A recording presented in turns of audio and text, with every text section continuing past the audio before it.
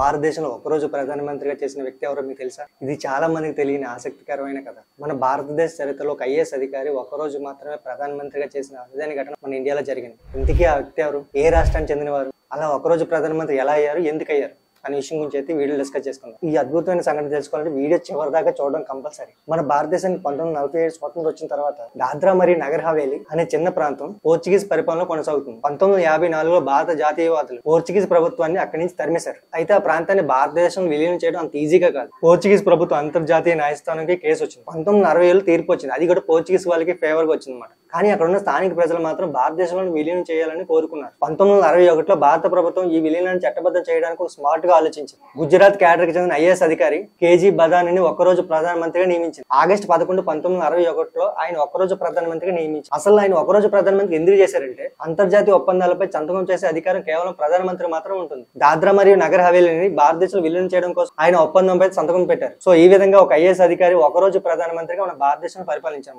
ఇలాంటి మరికొన్ని ఒక ఇంట్రెస్టింగ్ ఫ్యాక్ట్స్ తో మీ ముందుకు వస్తా. సో మీరు సపోర్ట్ ఇస్తారని కోరుకున్నాను. Thank you so much.